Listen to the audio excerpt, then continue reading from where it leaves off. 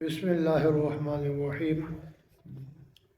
اب تک ہم نورانی قاعدہ معلم القرآن کی 3 تختیاں پڑھ چکے ہیں۔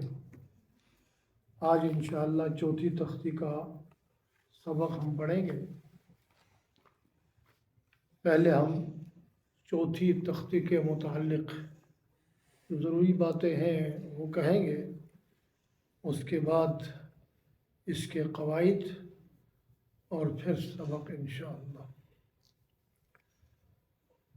تو پڑھتے ہیں تختی نمبر 4،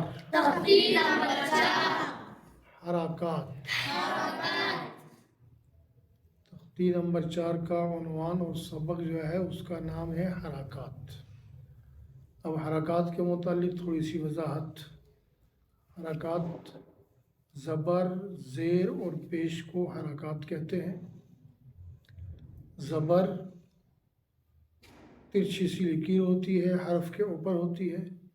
ایسی ہی لکیر جو حرف کے نیچے اس کو زیر کہتے ہیں، اور اوپر سے گول نیچے کو موڑا ہوا حرف کے اوپر ہوتا ہے پیش۔ چونکہ اس کے بعد اب ہم آگے جو بھی سبق پڑھیں گے اس کے پڑھنے کے لیے حرکات ضروری ہے۔ حرکات کے ساتھ پھر حروف پڑھے جاتے ہیں، پھر ان کے جملے بنتے ہیں۔ اس لیے ہم ان کو اچھی طرح سمجھ کر ذہن میں رکھنے کی کوشش کریں گے انشاءاللہ۔ اب پڑھو میرے ساتھ تختی نمبر 4، حرکات۔ زبر زیر پیش کو حرکات کہتے ہیں۔ حرکات والے حروف کو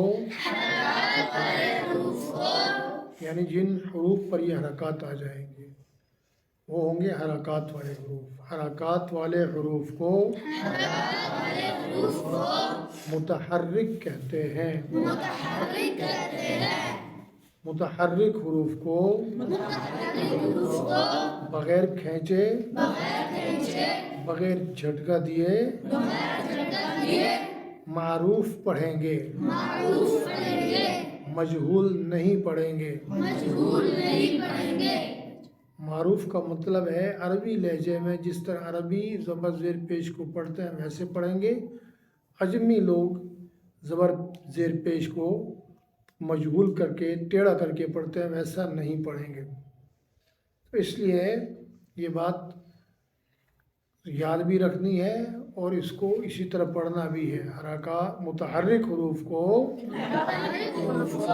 بغیر کھینچے، بغیر جھٹکا دیے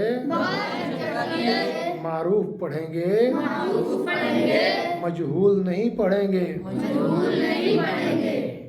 زبر اور پیش والے را کو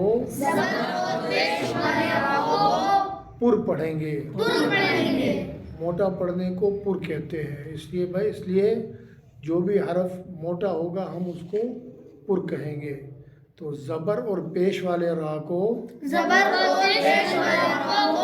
پر پڑھیں گے۔ زیر والے را کو باریک پڑھیں گے۔ ایک تو اس بات کی وضاحت تھی، را کون سا موٹا ہوگا کون سا پتلا ہوگا، یہ ہو گئی۔ اب آگے ایک وضاحت اور ہے کہ الف جو ہوتا ہے نا، الف اردو میں تو ہر طرح پڑھا جاتا ہے، عربی میں الف جو ہے وہ خالی ہوتا ہے۔ جو خالی ہوتا ہے اس کو الف کہتے ہیں، جو خالی نہیں ہوتا ہے جس پر حرکات ہوں یا جزم ہو وہ الف نہیں رہتا ہے، وہ حمزہ بن جاتا ہے۔ اس لیے ہم اس کو یوں یاد رکھیں گے، الف ہمیشہ بالکل خالی ہوتا ہے۔ بولو، جس الف پر حرکات یا جزم آ جائیں وہ حمزہ بن جاتا ہے۔ اچھا، اب ہم نے اس سبق کی وضاحت کی، یہ قواعد سمجھ لو، اس تختی کے قاعدے ہیں، اس کی وضاحت ہم نے کر دی ہے۔ اب ایک مرتبہ پھر اس کو ہم پڑھیں گے اس کے بعد آگے حرکات کو پڑھیں گے.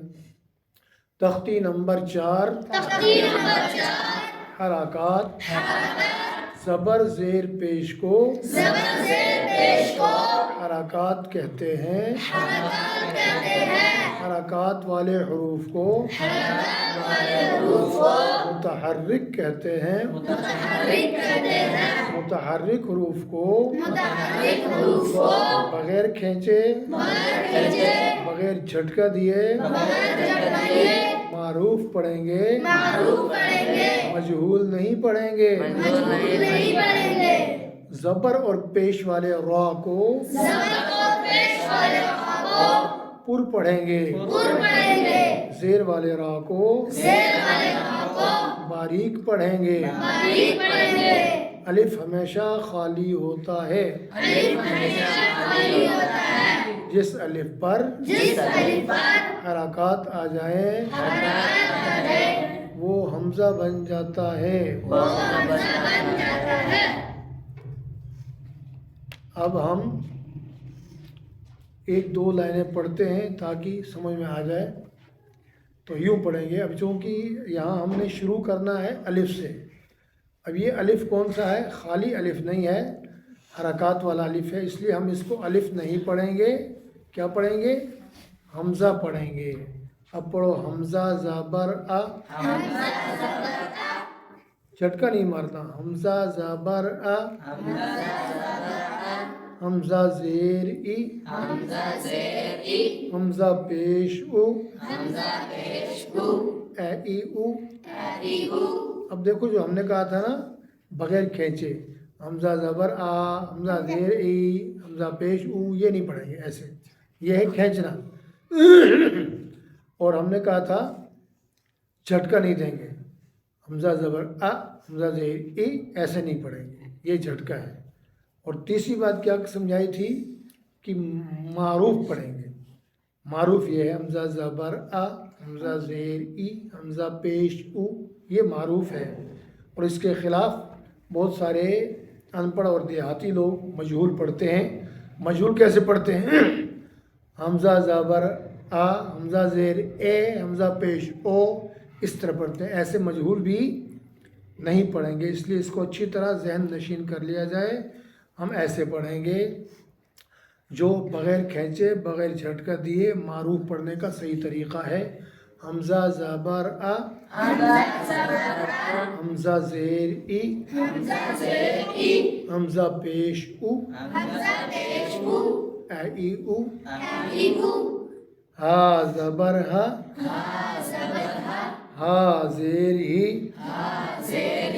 ہا پیش ہو، ہا ہی ہو.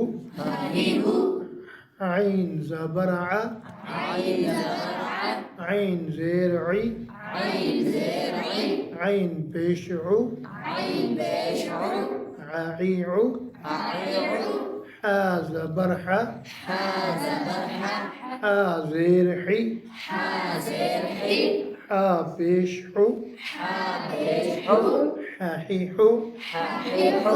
غین زبر غا، غین زیر غی، غین پیش غو،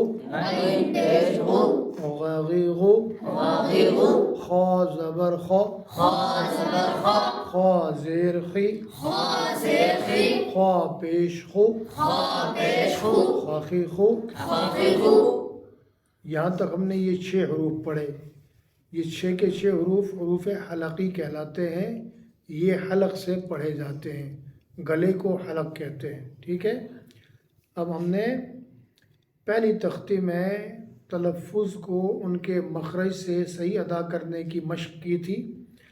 اب وہاں جو کمی بیشی رہ گئی اس کو ہم یہاں پوری کریں گے. یہاں پر پھر دوبارہ ہم حروف کے نکلنے کی جگہ مخارج بھی بتائیں گے، سمجھائیں گے، سمجھیں گے اور مخارج سے پڑھ کے بتائیں گے.